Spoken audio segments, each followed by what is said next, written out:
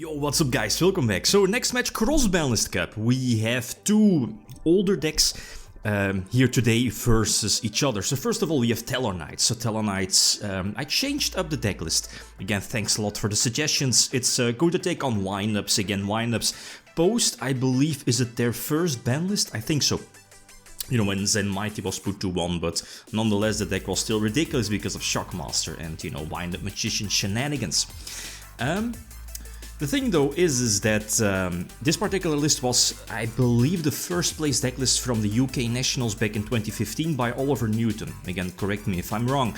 The reason why I went for this particular list is, even though it's, you know, you're kind of sacrificing on Ptolemaios, the rank 4, even though it's not really that strong, ranking up to Pleiades, I kind of prefer this particular build because of triple Rota, for example, and that wasn't the case for Shunsuke's list from Worlds. It's going to take on windups. This should be the first place deck list of Alpai. Shoutouts to him. Again, multiple wise, yes, wins right. 2013 deck list, and again, speaks for itself. You have Wind-Up Magician Shark, one of the best 2-card combos ever in this game's history, because it can pump out like Shockmaster, the combo with Papilloperative, and so on.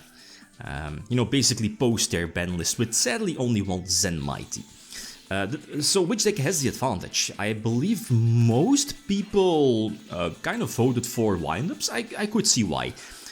Both decks, as you saw in like the statistics, both decks are very similar. They play a lot of back row, a lot of defense, a lot of traps, and they both can recover kind of really well if your opponent has the capability to break your board. Since again, both decks are super slow.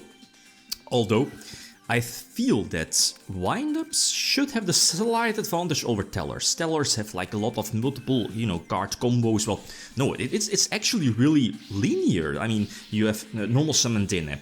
Deneb searches Altair, you know, the Breed Dragon from the deck, reborn something. You have Vega for the potential extra special summon from hand to get the 3 materials on board for, you know, what's it called? Trigger, yeah, that's the one.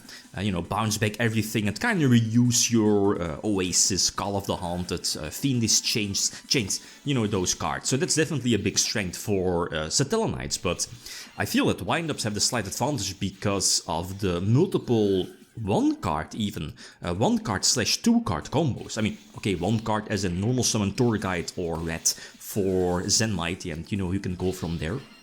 But if you add in, let's say, wind-up factory for Shark, or Shark on its own, is, you know, your big board that your opponent probably can't overcome. And the thing is that this is still game number 1. Both decks definitely want to go first, again, for the most obvious reasons. But the thing is that, like, if you did, you know, you saw the Satellarknights deck list, it's not running any hand traps. It wasn't really too common even to run hand traps, I guess, in Satellarknights. Maybe the side deck, maybe Failure or something like that. But here, this is definitely a problem. I think both deck lists were running Thunder King. Again, it's basically a meta call. I mean, same for Satellarknights, prevents their searches. Same for windups, again, prevents the searches. Plus, can tribute itself if your opponent wants to, like, special summon a big beatstick. You know, from the extra deck, for example. And here, this, I feel, is a little bit a losing battle. Windups isn't really the deck that, you know, can top deck. Well, maybe, you know, there's one card like Tour Guide or Red. But even then, you can't really pump out, like, a big board, right? So, yep, wasn't able to overcome this one. So, okay, windups go first, game number 2. Side decked in the Dimensional Fissure. Again, that's strong against something like Satellarknights plus Thunder King. I mean, what do I need more? Maybe like a Bottomless Trap Hole or Dimensional Prison to protect my Thunder King, but okay. Book of Moon is fine, not sure how many, I believe only 1, so it's like a very nifty out for Thunder King. What's it called? Ulukai, I believe the name is, you know, the Armageddonites. Sadly, the Mystical Space Typhoon was there to get rid of the Dimensional Fissure, but that's all fine though. I'm going for, you know, the potential grind game with Factory Rabbit to get those 3 pluses, and, you know, that kind of basically sets up the Magician Shark combo for next turn. We know, at least we know, that the opponent still has 1 set here on the left. I think I have to torrential the board. I don't want my opponent to, you know, go for Deltaros or Trigger. It's probably going to be Deltaros. So I think I'm going for it. I'm going for Magician Shark. Try to get, you know, a big field, especially Shockmaster, because again, Shockmaster calling monsters, that should be really strong. Bar, of course, a board wipe, right? So anyway, definitely going to Dimensional Prison, the Altair. Again, the grind game is still there. Pretty much sitting on Wind Up Rabbit. You know how strong it was actually a deck like years ago, like somewhat of an anti-meta deck, like Reborn Tengu, Wind Up Rabbit, and what's the other one? It's another beast type. I forgot its name. It also banishes or could banish itself. It's a really old school card, but it's basically, you know, a super anti-meta deck, so it's kind of the same way. You're sitting on your wind-up rabbits, get free, you know, pluses off of Factory, poke your opponent's traps or force them out, and eventually you can Magician Shark them and potentially go for game. So Trigger is fine. Not really that big of a deal. I mean, I guess you could like upgrade for Diamond during main phase 2, but again, Diamond doesn't really do that much against windups, so again, sitting on windup, you know, Factory still, because of, you know, Trigger, I believe discarded, was it a Shark? It's fine. We know the both, or at least both sets are the Oasis, and I was about to say that what's it called, Rongo Bongo would have been something, but I believe Rongo needs warrior types, and you know, Oasis changes the you know, card type when that monster is reborn, so Rongo wasn't an option. Anyway, so Levy, I think I should be, you know, probably not going for game. Again, we know both of them are Oasis. I guess I need to force them out. Shockmaster is definitely calling monster effects, because we know that the Altair is in hand, plus calling monsters prevents the Trigger from triggering, I believe, when it's like destroyed, reborn something from the graveyard. I think it has been a while. It's been a long time, actually. So again, okay, Oasis is going to kinda prevent me from going for game, but let's face it, Satellarknights is under Shockmaster calling monsters. I believe Dark Hole was already activated, so are Satellarknights running Raigeki? That might be the case. But still, I mean, that's the thing with windups. You have to make sure that you're keeping windup rabbit. I mean, the effect of windup rabbit in circulation, right? Banishing red or something like that, to potentially keep those rank 3 exceeds coming every turn. This was a kind of weak start of Satellarknights, and that's, I feel, the small difference also between both these decks is that Tellers does have somewhat of a bigger brick chance. Then again, it's running like triple Deneb, double Unuk, the level 4 that, you know, dumps one monster from the deck to the graveyard, and triple Rota. So, I mean, normal summoning Deneb is definitely something you want to do as fast as possible, or this one, the Armageddonite, if you have like Call of the Haunted or something like that, right? Maxi is definitely going to pay off, even though I'm not going to draw cards. Stellar Nova Alpha is like, you know, Infernity Barrier for Satellarknights, but I believe you can only draw a card from its effect if it, like, destroys the cards? I'm not sure. But that's why, you know, there wasn't a draw off of the negated Maxi. So Maxi definitely paid off. It forced out definitely, you know, an important crucial negation card. Then again, I mean, Altair for something, Reborn something, that's like potentially 3 extra draws if it wasn't for the, you know, Nova. Even though I guess giving windup some I mean, yeah, back row as well. That's the thing, right? Do you want to give windups more draws, like 3-4 draws plus draw phase? And those could potentially all be back rows, and that's something for Tellers, especially if they're behind. But I mean, Maxi is still a losing battle, especially here in this case. So I believe Shockmaster called monster effects again, just making sure that I can go for game. I believe, not sure what my set is.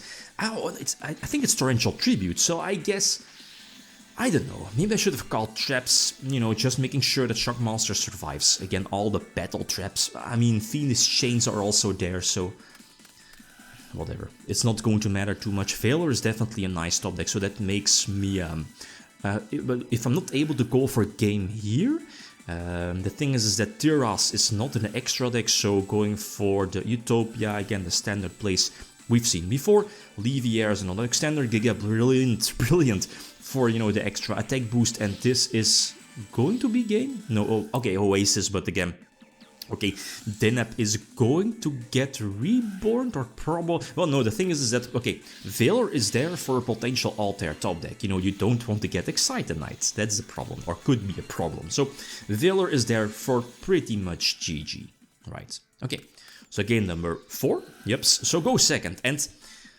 I'm not sure. The Vega here, I guess potential first turn plays for Satellarknights were...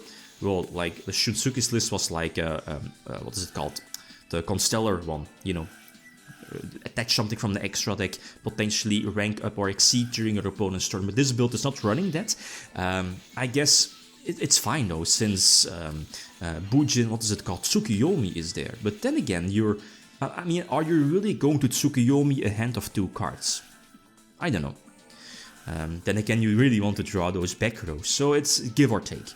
Anyway, Breakthrough Skill is definitely a strong card. Not sure, I mean, I personally overlooked Rongo here. I was like, well, Trevor is probably going to hit the board and, you know, leave Altair on the field, and Altair, you know, would get bounced back to the hand for more Altair shenanigans during next turn. But here, Rongo Bongo is now, what is it, like 4 materials, makes it so I think that your opponent can't normal summon or special summon monsters.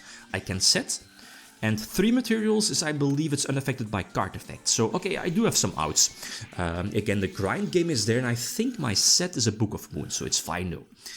Which I'm going to chain here in the end phase, but again, I want my opponent to not, you know, go for those free rank 4 exceeds. So again, Zenmain's popping the Altair, and another Altair hits the board, and this is not looking too good.